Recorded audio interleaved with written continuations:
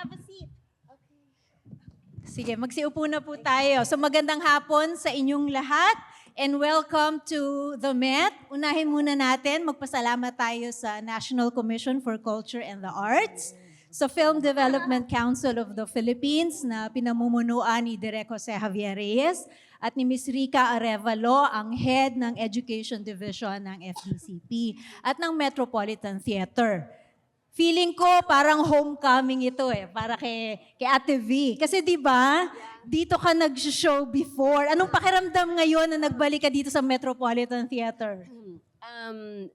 Very memorable ang lugar na ito sa akin. If I'm not mistaken, 10 years ako nag-Vilma show dito. Yes. And then, thank you very much, Ruby. And then, medyo dilapit, nagkaroon ng time na this place was dilapidated and they were able to, iniayos nila uli. And then, nag-vlog ako dito para ipakita yung Metropolitan Theater uli. So, this place is part of, a big part of my career, lalo na sa TV career ko. Yes. Sinusubaybayan ko yun nung bata ako kasi yung mama ko, talagang fan mo. Oo, kaya naalala ko yung mga dance sequences. Naalala ko pa yung isa yung Mario Brothers. Na parang Yes, you dito were the yun. Dito princess. lahat yun. So Oo. dito yun. So napaka-memorable. What a good homecoming for Miss Vilma Santos Recto. Ngayon itong pelikulang ito, ang Extra, na ipinalabas noong 2013, ay nakakuha ng maraming nominations, recognitions, awards for Direk Jeffrey, for Miss Vilma, for Ruby, mula sa Cinemalaya, pati sa Dhaka International Film Festival. Siguro ang unang tanong ko sa iyo, Direk, since ikaw ang isa sa mga sumulat ng script na to kasama si Zig tsaka si Antoinette Hadaune, paano nagsimula yung idea na lumikha ng pelikula tungkol sa mga extra? Actually kasi, working ba to? Hello? Yeah. Actually kasi for the longest time, kami nila Ferdy Lapus have been looking for a material for a movie for Vilma. Kasi mga fans kami. Tapos si Ferdy came up with this idea na i-pitch namin kay Ate V. And then she readily agreed kasi sabi niya, tribute daw niya ito sa mga small people in the industry. But watching the film now, hindi lang pala ito tribute sa mga extras. Tribute din ito sa mga babae na fini-face nila yung mga challenges sa pagiging babae. At sa mga ina na lahat gagawin para maitaguyod yung mga mahal nila sa buhay. Yes. Ayun, so thank you Ate V for Actually, ito yung first Independent Film Festival. Yes, that's true. No? My first and last. Hanggang ngayon, isa lang yan. Malay mo Isa lang naman. indie film. The only indie film up to this day na Calling ginawa. all indie filmmakers, malay nyo, hindi ba? Mapayes nyo rin si Miss Vilma. But we've never stopped looking for materials for her. Oo naman. Miss Vilma, kasi ang body of work nyo talagang very impressive. No? You're one of the best Filipino actors we've ever seen on screen. You've done a variety of roles, from my personal favorite, Sister Stella L., to Burlesque Queen, to Jezebel, Darna Campanerang Cuba, and now Extra. Ang tanong ko naman sa'yo, wala bang pag-aalinlangan nung nilapit sa'yo itong pelikulang to, and then you're going to be a bit player, itong si Loida, ibang-iba sa mga nagampanan mong mga roles dati, at hindi ba nakaka-curious yung parang, kasi napakasikat mo Vilma Santos, wala bang pag-aalinlangan na kaya bang mawala sa isipan ng mga manonood yung Vilma at makita si Loida? Actually, yun ang dahilan kung bakit ko tinanggap. Ang Quantum Films, si Attorney Joji, maraming inilatag sa aking script. Excited ako noon na makaranas ng doing an indie film. Marami siyang nilatag na script, pero parang hindi ako konbinyente. Pero isang lapit lang, nung nilatag lang sa akin script na to, we have another script for you. The title is Extra. At ang role mo dito, Extra. Hindi ko pa nababasa yung script, sagot ko, yes. Kasi sa tinagal-tagal, palagay ko, karamihan dito alam naman na 9 years old nagtatrabaho na ako sa industriya. And it's been so many years na nasa industriya ako ng pelikulang Pilipino. Almost half of my life ay nasa industriya ako ng pelikulang Pilipino. So, dinaanan at nakita ko ang buhay nila. Sa dami ng pelikulang ginawa ko, at this point, almost 300 films. So, yung dami ng pelikulang ginawa ko yun, ako mismo nakakakita sa mga buhay ng extra. Nakikita ko, totoo yun, talagang lahat ng ginawa mo direct 110% totoo. Hindi nila alam saan sila ilulugar. Pero ano, Minsan, TV, yeah. correction lang, hindi ako kagaya ng director na napanood nyo doon. Disclaimer, hindi siya si Marlon. Nakikita ko sila minsan pag yung disco scene, halimbawa, di kami mga nasa loob. Buti nga ngayon, huso na intent eh. Dati wala, di ba? So meron kami doon at least lugar na kinukuha for us. May ventilador, minsan may aircon. Sila nasa kalye, doon nagme-makeup. Kasi wala silang lugar at hindi pinapapasok sa loob. Madalit salita, isa ako sa nakakita ko anong buhay na extra ang tawag noon, pero ngayon hindi na. Elevated na sila, talaga nagbigay na ng respeto. They're talents now. Tama ba ako, Ruby? Ang talent sa kanila now, hindi na sila extra, sila'y talents. Kaya malaking bagay sa akin na kahit paano, in my own little way, as an actor, mayroon akong contribution para sa mga talents na katulad nila. And I agree also with Direk Jeff. This is a perfect time kasi hindi lang yung pagiging extra niya ang naka-focus, kundi bilang isang ina. And at the same time, ano ang kayang gawin ng isang babae? Tama, bumagsak man siya, meron man siyang yung hindi siya nakuha, pero tignan mo, umaasa pa ako sa susunod. So, nandun pa rin yung hope. So, women empowerment. Isang babae si Loida na kayang Very ipagmalaki. Very good. Para so may hugot, no? Dahil nakita mo, naranasan mo kung first-hand experience kung ano pinagdaanan ng mga bit players. Lahat, ng mga totoo yung extras. sinabi, yung script namin ni Sig Dulay, pati yung naubusan sila ng pagkain. Oo. Totoo yun. Totoo lahat yan, believe me. Grabe. Lahat, syempre, unahin kami mga artista, ang ganda-ganda ng aming mga pagkain, pero Oo. sila nauubusan. Totoo yan. Hirap, Oo. ano? Ang hirap maging And then, mga artista, totoo, laki-laki ng bayad. Totoo, kumpira sa mga talents or extra, magkano lang sila. Nakita nyo, yun, pati yun, pag may speaking line, may additional ka kahit paano. Pero pag passerby ka lang, yung nasa crowd ka, magkano lang yan. Pero, umaalis sila 3:00 ng madaling araw. Yes. Ang schedule namin mga artista usually mga 7, 8 in the morning, minsan 10 pa pag nalilate. Pero sila 3 a.m. gising na kasi sila nauuna dun sa set. At sila ang pinakahuling aalis. Depende kung may available pang sasakyan for them. Yan ang buhay ng mga extra natin sa pelikulang Pilipino. Parang sila pa yung That's mas why professional. palakpakan naman natin sila. Our talents in the movie industry. Up to this day, in every movie na mapapanood nyo, laging merong talents. Hindi mabubuo ang isang pelikula pag wala sila. Palakpakan po natin sila.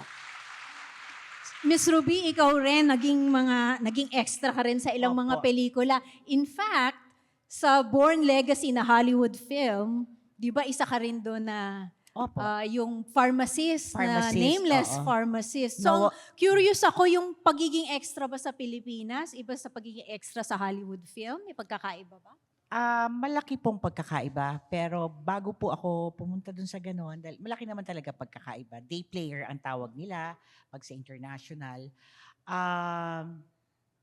Ang gusto ko lang sabihin ngayon, gusto kong magpasalamat kay Direk at saka kay Ate V, kay Congressman V, pero Ate V ang tawag namin Governor. Governor, sorry. Go. Governor, sorry Nanay, po. okay. Ate V po kasi ang tawag ko sa inyo. Ngayon po pinapanood ko and sa Quantum, basta itong extra na pelikula. Ngayon pinapanood ko, medyo emotional ako kasi nakita ko, parang mas objective na ngayon yung pagpapanood ko. Nakita ko yung buhay namin na nagsimulang mga beat players. How it was portrayed truthfully, na alam mo yung talagang yung bilang isang single mom, yon kung paano niya inarte na halos parang hindi inaarte. Yun ang nakaantig sa ano ko ngayon, sa akin. Dahil napakahusay ng portrayal, pati hindi lamang si Ate V, kundi the rest of the cast nung extra na pelikula. And you. Ay. Ang galing-galing. It brought back memories at kung paano kami nagsisimula, kung paano ako nagsimula na totoong-totoo yung pinakita dun sa pelikula. Yung babaunin mo yung breakfast, iuwi mo talaga siya. Tapos, siyempre habang pinapanood ko, nagbalik tanaw dun sa mga yung karanasan, yung experience namin working with with Ate V na talagang pakakainin niya kami. Oo. Napaka-generous na ang pakiramdam namin, hindi kami mga extra. Doon ko naramdaman nung habang ginagawa namin ang extra na pelikula na kami ang bida. Yun po. Kay Mr. Kim naman, yaman din lamang nga ikaw ang ating gender and development specialist. Habang pinapanood mo itong pelikulang extra, at nakita naman natin na karamihan ng mga bit players ay puro babae. Hindi ko alam kung sinadya talaga yun. Na mas marami yung babaeng talents kesa dun sa mga lalaki. Ano sa palagay mo ang pwedeng makuha ng manonood? Lalo na't sineselebrate natin ngayon ng Women's Month, ngayong March, dito sa pelikulang extra. Thank you, ma'am. Magandang hapon po sa ating lahat. Happy National Women's Month. Mula sa Philippine Commission on Women, nagpapasalamat po ulit kami to the Film Development Council of the Philippines as well as the National Commission for Culture and the Arts for showcasing another film na talagang tinatalakay ang women's empowerment. So nakita natin yung buhay ni Loida na ginampanan of course no other than Governor Vilma Santos. Nakita natin doon na siya ay isang solo parent, di ba po? At yung solo parent ay kinoconsider siya as part of the marginalized sector ng ating Magna Carta of Women. Hindi lang siya solo parent, but nagtatrabaho din siya in the informal sector because alam naman natin, di ba, yung pagiging extra, wala siyang formal contract with the production company at on-call lamang yung ginagawang trabaho ng mga beat players. But nakita natin dito sa pelikula na kahit ganun yung kalagayan ng mga kababaihan doing the beat player role ay maayos na nagagampanan nila ang kanilang trabaho, tumutulong sa pamilya dahil siya ay isang solo parent na gusto niyang makatapos ng pag-aaral yung kanyang mga anak. So, ang pelikulang kagaya ng extra ay sumasalamin sa women empowerment na sabi kanina natin, pinapakita po na malaki ang papel na ginagampanan ng mga kababaihan sa ating advocacy on gender equality and women's empowerment. Maraming salamat, Mr. Kim. Napakaraming mahuhusay at memorable na scenes dito sa pelikulang ito. At isa sa nagustuhan ko rito, yung pinapakita niya na itong si Loida, kahit na bit player, extra or day talent, very smart. At hindi siya, of course, mahirap ang buhay. Sabi nga kanina, buwis buhay sa pagtatrabaho, ang daming pinagdadaanan. Pero hindi yung sa point na desperado siya. Ginagawa niya yung trabaho niya at alam niya na may dignidad yung kanyang trabaho. Gusto ko yung isang eksena doon na nasa foreground si Piolo, tapos nasa likod sila, blurred lang, tapos nag-iinat siya, nagsasalita, normal na normal. Tapos sinabi pa niya sa mga kasama niya, dapat in character pa rin kayo dahil baka mahagip kayo ng camera. So she's very smart. She thinks like that, tapos nagbibigay siya ng payo doon sa mga mas bata sa kanya. Dala na rin ang kanyang mga karanasan bilang extra. So, Governor, sa dinami-dami ng eksenang mahuhusay at memorable dito, meron bang isang eksena dito na talagang tumatak sa utak nyo habang ginagawa? Alam nyo, the whole movie kasi tatak sa akin dahil the role itself, yung ginagampanan ko na extra, memorable na yun sa puso ko. Sakay na sakay ako. Alam mo, ibig sabihin, plus the fact na ang galing ng guidance, not because Direk is here, Direk Jeff, ang galing ng guidance niya sa akin doon. Kasi lagi niyang pinapaalala na extra ka dito. You get me? Extra ka. Hindi ka Vilma Santos, hindi ka star. You're one of them. In fact, before we start shooting the first day, inupo pa ako ni Direk kasama yung mga talents. Inupo pa niya ako, tama Direk, bago tayo nag-first day. Inupo niya ako doon para try to feel it, you're one of them. Hindi ikaw si Vilma na artista. So sit with them. Bago kami nag-first shot. So andun ako sa kanila, kwentuhan muna. Ano yung role natin? Ito na tayo, pare-pareho tayo.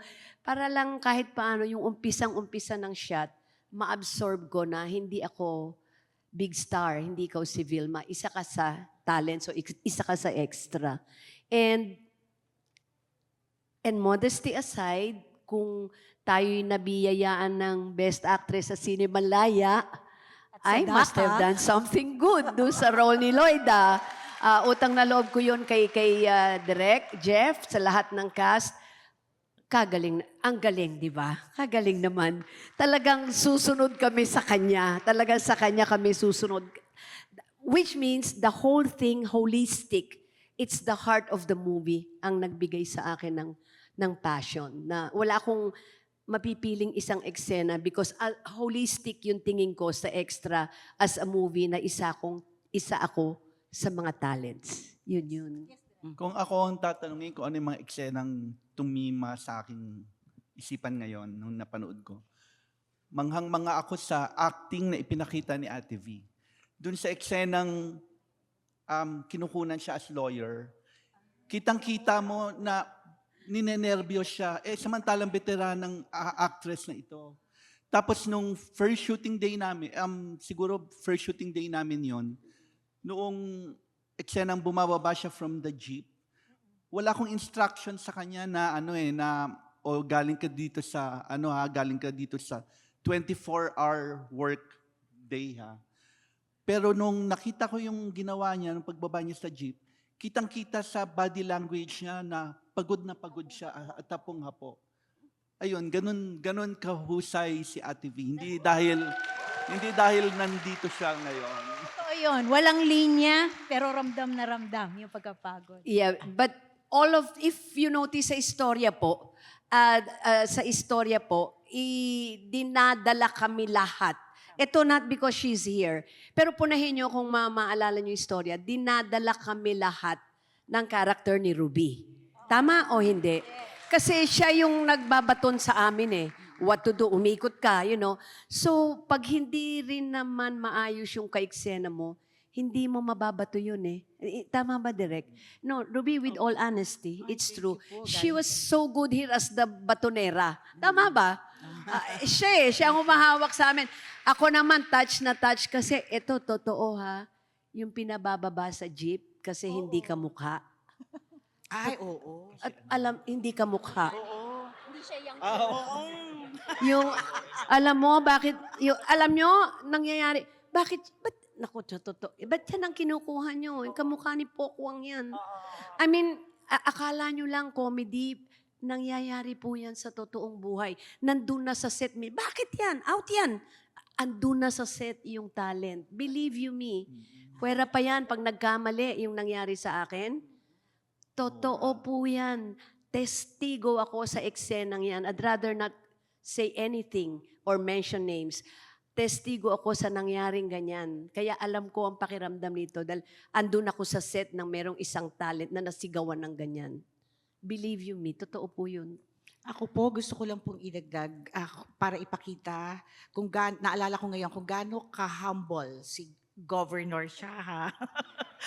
Pero, tuwing mag-e-eksena po siya, after nung eksena, tama ba, Ruby? Tama ba yung ginawa? O tama ba, Tart? Kung sinong tatanungin, di ba po, tinatanong niya kami, ganun. Tapos, kami naman, parang feeling equal talaga. O ang kakapal ng mukha namin na sasabihin talaga namin, ay, Ate V, parang ganito, Ate V, ganyan. Nakikinig siya. I mean, kaya rin, napaka-humble, talagang full of humility because you could see the actress kung paano niya po gusto talagang maisabuhay ng makatotohanan ang isang napakahalagang karakter sa industriya, sa pelikula, which is that of an extra. Thanks, Ruby. Yung isa pang doon, eksena na alala ko sa pelikula, yung ikaw yung body double ni Yula. Eksena with Cherry Hill, na pinagsasapak ka, may takip yung mukha mo, pero eto medyo meta yung question, pero bilang body double ni Yula, gumamit ka ba ng body double doon? Dahil hindi namin na... Kasi very physical yung scene. Hindi, actually si Sherry, ayaw niyang sampalin si Ate V. Kaya pero sabi ni Ate V, gagawin niya. Dapat niyang gawin. Ayaw, gusto kasi may double. Halos hindi mo may double, hindi ko nagamit. Kasi, miski sila direct worried yung lalagyan ako ng sako sa muka. Checkin niyo muna si Ate V. Kung okay kay Ate V, o lalagyan ng ganyan ng takip sa... Check niyo muna kay Ate V kung okay si Miss Sherry. Ayaw kong sampalin. Yung double na lang. Sabi ko, hindi po. Ako po, do anything. Basta kung ano yung dapat sa role, gawin natin. So, ginawa naming lahat yun. Inabot yata tayo alas 5 ng umaga doon. Sa totoo lang, 5 a.m. kami inabot doon. So, wala. It was all yung kanya-kanyang contribution just to make that scene believable. Yun. Ang maganda pa dito sa pelikula na to, no, yung mga extra, no, yung mga bit players, kumpara dun sa mga actors, Piolo, Marian, Sherry Hill, Pilar, yung mga extra dito, yung buo talaga yung karakter nila, na sila yung talagang tunay na tao, na sila yung sinusubaybayan mo, at makikita mo yung contrast doon sa totoong artista playing themselves, na sila yung mukhang fictional. Kaya yun yung gustong-gusto kong contrast. Sa Java yun, direct, na sa pagsulat na ganun, mas tunay na tao, yung mga extra, yung mga walang pangalan. Actually, kasi totoo na namang mga talents sila eh. Yung mga kinuha namin, mga talents talaga nag-extra. Kaya believable yung kanilang portrayal. Tapos yung mga actors, sila Marian, sila Piolo, they agreed to be in the film dahil si Marian is a fan of Vilma. Walang TF si Marian na chinarge para lang makasama sa pelikula with Vilma. Dapat naman, di ba? Lahat. Pwede Tatanggapin kong yun. pasalamatan sana kung mapakita man ito anywhere. Gusto kong pasalamatan yung anak ko si Piolo Pascual. And of course, may inaanak sa kasal, Marian Rivera, Dantes. Totoo po yun. Nung inoffer yun, hindi ako makapaniwalang umuo sila na magiging part sila ng indie film na first time kong gagawin yung extra. So when I learned about it, sobrang tuwa ko. And hindi sila binayaran. Libre nilang ibinigay. Kaya naman yung inaanak kong si Piolo hanggang ngayon, I love you, Papa P! And of Kada course, si my Tem- inaanak, Marian, I love you. Malaking utang na loob ko yan sa kanila. Napakaganda, no? Kitang-kita yung chemistry rin. Tapos kunyari, anong-ano ka talaga, idol na idol mo si Miss Amanda. Si Miss Pilar. Si Miss Yeah, Pilar. Pilar Pilapil. Isa Kaya pa. ramdam mo yung huli na, kita naman natin na kaya ni Lloyd yung eksena eh. Bilang attorney, makaspak, nakita natin yung rehearsal, nagawa niya. Kaya lang siguro na stress na rin siya, sinisigawan siya ni itong si Direk Marlon, na talagang, hindi ko alam kung may hugot siya bilang director. Ang galing din ni Ang Direk galing-galing niya, na Marlon. maiinis ka sa Ang kanya, galing din di ni ba? Direk Marlon, Yung mga binitawan sobra. niyang salita sa'yo. Again, if I may, with due respect, yung last scene na minumura ko ni Direk Marlon, it really happened. Totoo yun. Dahil isa ako nandoon na artista kung paano nangyari doon sa extra na sinigawan ng ganon at pinalayas. Testigo ko doon. Kaya ang galing din ni Direk Marlon nung ginagawa niya.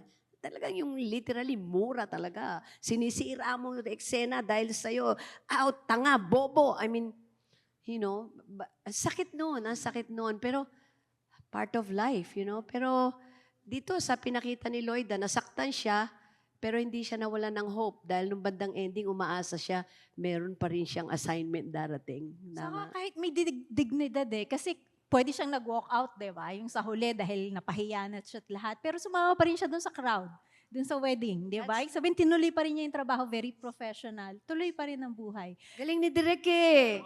Galing ni Direk Yes, Jeff. ang galing ni Direk Jeff. Ang galing niya eh. Ang tanong ko, kasi nakita natin kung paano yung trato sa mga extra, no, yung ganong binubulyawan, napapahiya. Wala bang proteksyon para sa kanila na lalo na't hindi naman sila makapag-demand, hindi sila big stars? Meron bang guideline o playbook sa industriya kung paano tratuhin? Parang meron na yung Eddie Garcia law. Kasi after what happened to Eddie Garcia. At saka after this film, yung mga executive sa TV parang nagtanong naman kung paano mapapabuti yung plight ng mga extras. Like binigyan na sila ng mga Meron ng tent. holding area. Silang holding Oo. area. Meron ng holding area, tama. Kasi di ba ang hirap, wala naman tayo lahat alam sa kung paano ang galaw sa pelikula. Dati akala ko nun kung sino lang makita sa kalsada, o dito ka. Yung pala, merong talagang talent coordinator na naghahanap ng mga ganito, yung perfect fit for the character. Tapos after nung yung Eddie Garcia Law, may cut-off na ang mga lahat ng nagtatrabaho sa shooting. Sa oras. Oo. So yung gano'n na magdamagan, Especially senior citizens. hindi na po pwede. Hindi na pwede. Tsaka mga bata, may oras na. Oo, no? So kasi tulad nga ng sabi ni Sir Kim kanina, di ba, wala naman silang union, walang ganito na maaring magprotekta sa kanila, no? Ay, Miss Ann, may I add something? You were asking kanina anong pinaka-memorable sa'yo. Meron lang akong gusto i-share sa inyo. Nung ginagawa ko po yung pelikulang to, governor na ako.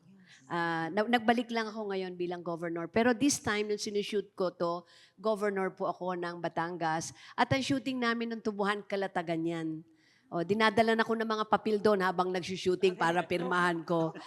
Pero, kaya ko lang po sinasabi to, it was only Direct Jeff ang nakapayag ako na mag-uhubad ng blouse, makikita yung bra, yung skin, because of Direct Jeffrey lang Jeturian ang nakapagpagawa sa akin noon.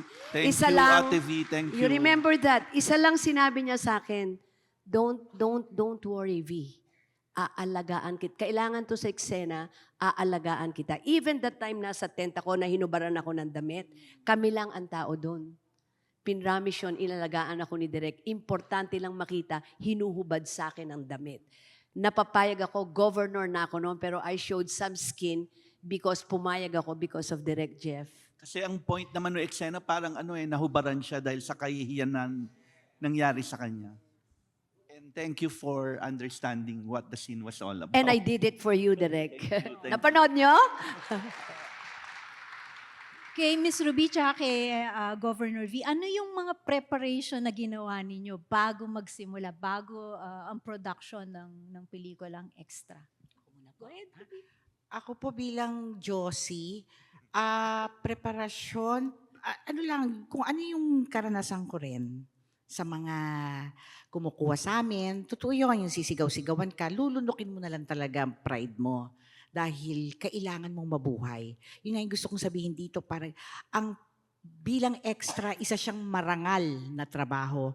Magugulat po kayo, marami po, totoo po yung nasa pelikula na, kailan ulit ang next booking mo? Makikita mo siya sa kabilang network o sa isang ganitong pelikula. Hanggang at maaari kung pwede silang araw-araw, every other day, na umi-extra kung saan-saan, na magkano lang ang binabayad. Ganon. Ang preparasyon ko po, meron akong marami sila na parang naging peg ko. O para hinalaw ko lang yung mga kung anong nakikita ko, kung anong nararanasan ko. Ako po kasi bilang extra kung sasabihin natin, medyo mapalad po ako nung nagsimula ako sa pagpasok sa industriya dahil galing po akong teatro. Tapos, ang nagpasok pa sa akin si Mama Lino Broca, si Direk Lino Broca. So parang medyo kala mo, may edge ka ng konti, yung ganun. Pero, dinanas ko rin po yun. Yung, lalo na, laging yaya naman ang role ko. Pagpipila na sa totoo yun, sa catering, hindi ka dito. Buti nga ngayon wala nang ganun eh. Inabutan ko po yung, mali ka ng pila, yung ganon, or yung ganon, paaalisin ka. Sobrang masakit yon, sobrang humiliating yon. Kaya nga ngayon pinapanood ko, na mas nakikita ko yung yung pagganap ni Miss Vilma Santos. Hindi, sobra talagang wow. Parang sabi ko nga kay Direk, ba't hindi ito sinubmit sa Cannes? Sabi kong ganon. Napakaganda ng pelikula, napakahusay ng pagkakaganap ng lead actress na magsasalamin sa mga katulad naming nagsimulang extra.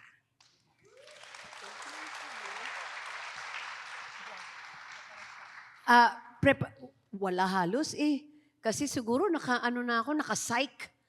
Psych na yung utak ko na nung nilatag sa akin yung script. Ang gagawin natin, extra. Hindi ko nga binasa. And then, sabi ko parang, ang laking challenge eh. Kasi, 9 years old, artista na ako. So, modesty aside, mga bida yung ginagampanan ko. So, this is going to be very challenging. I will be playing the role of yung mga extra na kasama ko sa pelikula. Yun lang, yung theme lang na yun, nung nilatag, yes na ako. And then, guided na ako sa shooting nila. Direct, yan, ng mga kasama ko, ni Miss Ruby. Kasi, again, if I may, yun nga, bago yung first shooting day, first shot, inupo muna niya ako doon sa grupo ng mga beat players, ng mga extra. I want you to feel you're going to be one of them. You know, yun. Bantay niya yun. Pero wala absorb ko na Parang because parte na ng buhay ko yun, nakikita ko sila di ba? Very normal. Yeah, nakikita ko sila So, meron akong peg. Kumbaga yung tawag natin peg, di ba? Yes. May peg ako kasi nakikita ko ganun sila. Kaya yun ang pinakamalakas, yung peg na yun na alam ko kung anong ginagawa sa kanila.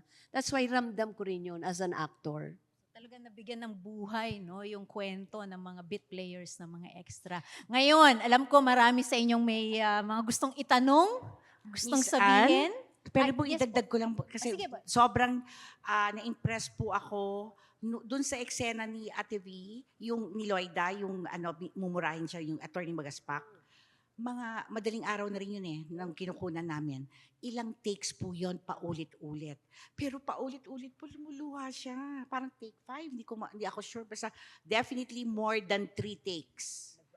Tuwing uulitin, Kasi handheld yung camera. opo, Tama. handle yung pero ibig sabihin, ang point ko po direct, tuwing uulitin, yung same performance, o in fact, nagiging mas maayos. Parang, ang hirap nun yung tuloy, kung ako baka first take lang, ubos na luha ko. Siya hindi pa, ulit-ulit, same level of performance, same intensity, nakakabilib po. At walang reklamo. Yun po. Yes, of course. That's our Governor Vilma. Ngayon, kung meron po kayong gustong itanong, meron po tayong microphones dito sa harap. Maari po kayong lumapit, sabihin po ninyo ang inyong pangalan at maari na po kayong magtanong. Sige, una po tayo. Sige, sir. Pangalan? Hello po. Ako po si Rome de la Cruz. Medyo kinakabahan po I'm ako. sorry, but again? Rome de la Cruz po. Ako po Rome. Rome. R-O-M-E po. Rome. Rome. Okay. Hindi ako makasalita. Ang galing niyo po. Sobrang galing niyo po talaga, Ate V. And lagi ko po kayo nakikita and the first time ko makikita kayo in person. Tapos first time ko pa rin na panood tong movie. Ang galing niyo po talaga. Ilang beses niyo na ako napaiyak. Grabe. Thanks, Rob. Thank you po. May dalawa po akong question. Isa sa side ng parang pag-produce nito and another sa side po ng relationship niyo with the actors. So kasi parang movie and teleserye po yung atake and I would like to commend director. Kasi pag nagte-teleserye mode kayo, parang nai-immerse ako agad Tapos, iba yung cinematography nun, iba yung atake. Tapos meron pang dynamic na meron pa kayong set. So, may set within na set So, ano pong dynamic nung situation nyo sa pag-shoot? Dalawa ba yung tent nyo? Hiwalay ba yun? Paano yung camera work nyo? 4 ba yung camera nyo? And for Ate V po, na-mention nyo kanina na yung mga extra ay mga totoong extra talaga. Tapos, para siguro sa marami, para kayong Amanda nila na pag nagpa-picture sila, sobrang kinikilig sila. Ang pinagkaiba nyo lang, never po kasi kayong nalaos. No? So, ano pong relationship nyo with the extras and parang, na-mention nyo kanina, sinit down kayo, parang nagkaroon ba kayo ng less than special treatment para mas ma-immerse kayo o may hiwalay pang situation? Yun po. Your first question, direct. Paano Yung setup, ang ginawa namin yung teleserye, set lang yun bale. Pero ganun talaga ang nangyayari sa pag-shoot ng teleserye. Apart from that, meron kaming film cameras to shoot that scene. Kasi ang nito, actually it's more of a satire on the TV industry. Ginamit lang yung extra para ipakita kung ano yung mga kababalaghan o kung ano yung mga anong nangyayari sa TV sa pag-shoot ng ng teleserye. So, ayun, kung manunod kayo ng teleserye, hindi ganun kadali shoot yung mga pinapanood nyo. Tapos with regards to kung ano bang special treatment na binigay namin kay Ate V, wala. Kasi she doesn't demand it. At saka hindi naman siya yung tipong diva na magde-demand ng special treatment. In fact, ang husay niya makisama. Like, yung last shooting day namin, nagpaalam na siya. But it took her more than 2 hours bago makaalis. Kasi every one of the crew wanted to have a picture with her, whom she accommodated all of them. Ganon siya kahusay makisama sa staff at saka sa crew. Tapos, every time may take kami, tinatanong niya pa yung mga kasamahan niya kung okay ba kay Direk yung ginawa ko. That's how humble she is. And that's how much respect she has for her co-workers. Hindi umaano sa isip niya na siya si Vilma Santos. Thank you, Direk. Thank you. Yung sa akin lang kasi, talagang kailangan ko kasi yung role ng pagiging isang extra, hindi madali. Kahit nakikita ko na sila, iba yung may puso, iba yung nasa loob nila. That's why sometimes I ask them, tama ba yung ginawa ko? Di ba kami, ano tingin mo, Ruby? Tama ba yun? Yung mga doon sa tubuhan, tama ba yung lakad ko sa tubuhan? Alam mo, ibig ko sabihin, may mga ganun kasing instances na hindi porke Vilma ka, alam mo na lahat. You know, playing the role of an extra is very challenging. Mahal na mahal ko yung role ko, kaya siguro imbibe ko yung character. But again, nagse-second, third, ko sa kanila, yung asking kung tama ba to. Just to make sure na tama yung ginagawa ko para hindi ako magmukhang si Vilma Santos. Yun. And I think kahit paano, nagampanan ko naman po. Tama po ba? Thank you. Thank you Thanks, po. Rob. Thank you po. Thank you. Thank you. Yes, dito naman. Ang pangalan, Yes. sir? Yes, good afternoon po. I'm Sir Nino Matias from Nueva Ecija po. I'm a teacher from Theater Arts. So, noon po, nag-extra rin po ako sa mga pelikula po noon. Ang pinagkaiba lang po namin ni Lloyda, nung pinagalitan po ako ng direktor, nag-walkout po ako. Then hindi ko po kinuha yung talent ko po, yung talent fee ko po. Really? Yes, Natikman Yes, mong go. nasigawan ka? yes po. Kaya lang kaibahan, nag-walkout ka. Yes po. Okay. Para akong magugunaw noon, para matutunaw. Kaya po yung extra pelikula na yan ay parang pelikula ng buhay ko. Kaya fan po ako ng movie niya. Kaya bumili po ako ng kanyang DVD po. I hope po makapagpa-autograph po kay Direk at kay Gobi at saka po kay Mr. V. Ruiz po. Okay. Ang tanong ko po, ano po yung maipapayo niyo po sa mga extra po, yung mga nag-extra po sa mga pelikula po para ano po yung mensahe niyo po o payo po sa mga extra na nag-aambag ng kanilang bahagi para mabuo yung isang pelikula? And then kay Direk po, paano po niyo nakuha ang tunay na boses at karanasan ng mga extra para maging totoo ang paglalarawan sa pelikula? Kami muna? Yes po. Yung payo ko, alam mo, yun yung noon na nangyari. Kasi ngayon, with the Eddie Garcia law, medyo naiba na. Tsaka binibigyan na ang mga talents natin, extra yan pero talents na ang tawag sa kanila. Binibigyan na rin sila ngayon ng importansya. Nung araw, nasa kalye. Ngayon, they have their own place already. And then, ina-assure din na tama rin yung trato sa kanila. Even I think, ang laki na improvement na sa food. Hindi na yung kamukha dito talaga na nauubusan. Not anymore. At least, alam na ngayon ng mga producers, ano na sila? Anong tawag dito? Aware na sila kung ano ang dapat itrato sa mga beat players. So, kaya nga, inakyat na yung pangalan nila hindi na extra. They're also talents, like the stars. You know, they're also talents. So, yun lang. At least, iba na yung trato sa kanila ngayon. Just keep on going. I guess kahit nasabihin mong talents lang kayo, tandaan nyo, importante sila. Hindi mabubuo ang pelikula ng walang talents. At sila yun. Thank you po. Kay Direk naman po. Okay. Direk, dagdag ko lang po para sa payo sa mga extra bilang isang extra din. Bigyan po natin ng dignidad ang sarili rin natin. Paano? Ay, kahit na batindera lang ang role mo, o kahit na tatawid, ako nung nagsisimula, kahit patatawirin lang ako, bakit nga ako tatawid? Kasi may kukunin ako doon. Yung, para hindi, kasi ayaw naman, kahit naman siguro sino, ayaw natin nagmumukha tayong syunga. Ay, di ba? Opo. So, aalamin mo rin ano yung eksena, ano yung pinapagawa sa yon, kahit gaano kakarampot yung ginagawa mo. Dahil ako na ng katwiran ko, kahit anong gaano kaliit itong eksena ko, baka makita ko sa camera. Parang kung ano yung sinasabi ni Loida doon sa pelikula. You never know kailan nasa yung Madadaanan ka ng Madadaanan ka camera, ng kaya camera. wag kang bibitaw. Parang- Yes, ganun po. So, sana sa mga nagtatalent, sa mga nagbi-beat players, sa mga pelikula, sa teleserye, bigyan din po natin ng karangalan ng dignidad. Yung mga trabaho natin, dahil ito ay marangal na trabaho. At parte po ng pelikula. Yes po. Okay po, thank you po. Kay Direk po.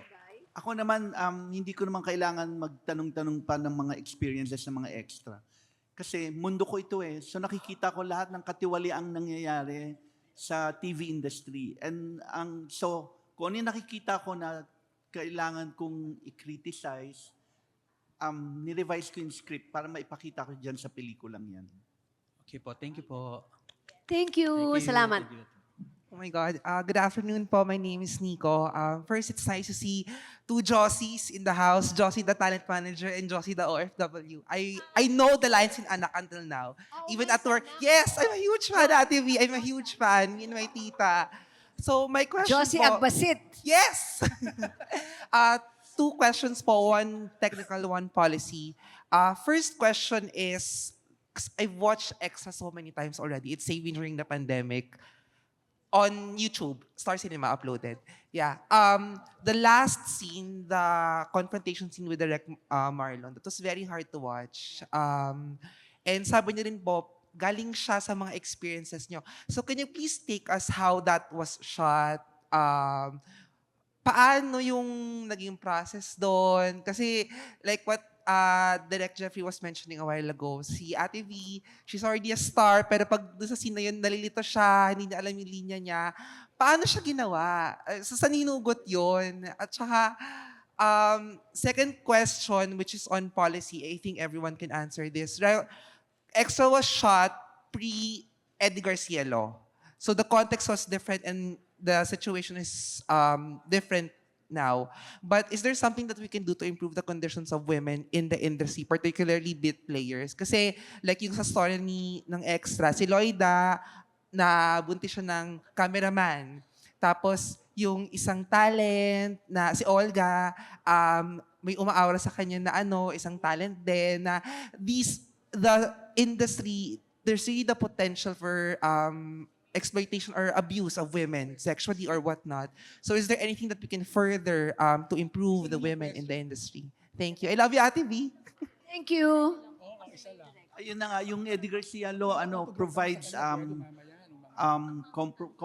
options para yung mga workers would work in better conditions. Tapos with regards to your question kung paano namin shoot yung last scene, handheld camera ang ginamit namin para yung pag walk away ni Ate V, mako-cover pa rin yung expression niya habang umaalis siya tapos pinag-uusapan siya ng mga tao around her. Ayun. Tinatanong kay Ate Ruby, you were asking paano ko napaghandaan yung kay Makaspak.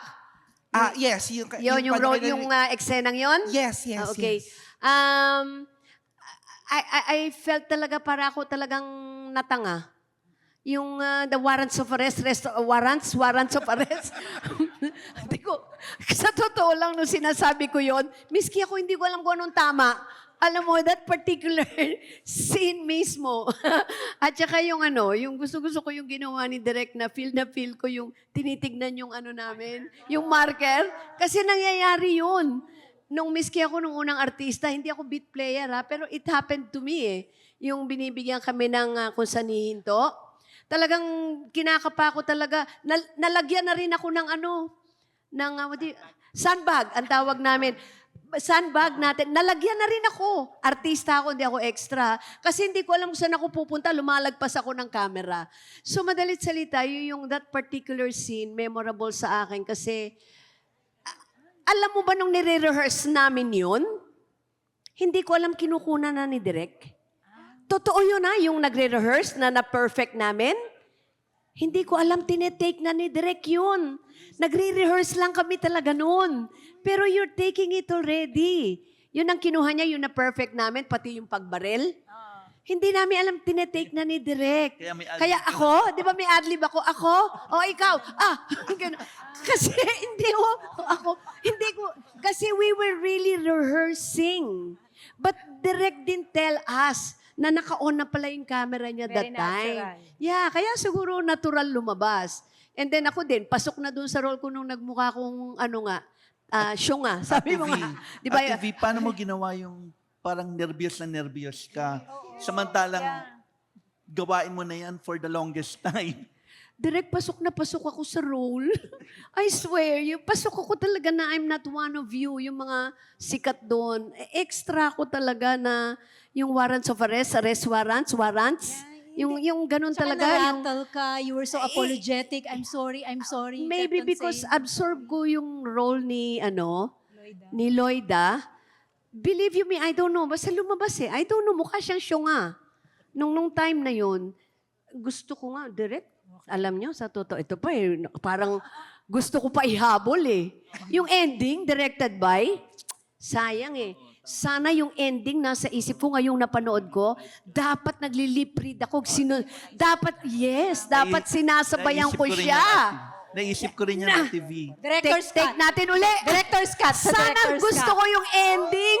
Gusto ko habang pinapanood, sinasabayan ko, Mr. Magaspak. Para mas I'm the lawyer. masakit. Parang redemption mo Kasi sa sarili. kabisado ko yung niya. Kaya lang, hindi ko napagtagumpayan, pero alam ko ang linya mo. Yung parang ganun. Halika, retake natin. Ramdam na Yun lang, pa rin niya yung nasa frustration isip ko ngayon. lang. Pinapanood ko kanina, sabi ko, sana pala nililiprid ko siya, di ba? At saka sana ang ginawa ko sa ending, nag-beep ulit yung kanyang phone, parang papakita na may booking ulit siya. Para it would have ended, May hope. it would have ended on a happier note. Yeah, happy na. Teka, alam nyo kasi may i-reveal din naman ako. May i-reveal ako, directed by, unang shooting yung bago yung ending yes, direct. Nauna namin, kasi dun sa bahay, gano'n naman yun di ba, Ruby? Pag nandun ka, tapusin natin sequences dito. Kaya nauna, kaya sabi ko, direct, ano ba mangyayari dito? Anong dapat kong i-express? Naalala mo, direct? Kasi nandun na kami sa bahay, kailangan tapusin namin ang sequences. So when we took that shot sa ending, hindi ko pa alam yung nangyari dun sa shooting. But had I known, niliprid ko yun.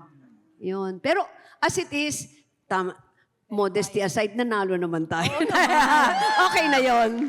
Di ba? Ana, apo. Sige, very quick. Thank very- you. Yeah. Very quick lang po kasi yung question kanina ay in terms of policy since the Philippine Commission on Women is the primary policy-making body on gender equality and women's empowerment. So nakita natin doon na si Lloyda nga po ay isang manggagawa in the informal economy kasi nga po wala po siyang direct relationship doon sa kanyang production company. So kami po sa Philippine Commission on Women, patuloy po yung paglalabi namin on the Magna Carta of Women, in the Magna Carta of Workers in the informal economy. Ilang kongreso na po na nilalabi po ng Philippine Commission on Women pero sadly, hindi pa rin po ito pumapasa. So hopefully yung ating mga legislators suportahan yung ating Magna Carta of Workers in the informal economy dahil ito yung magbibigay protection in terms of social protection sa ating mga beat players.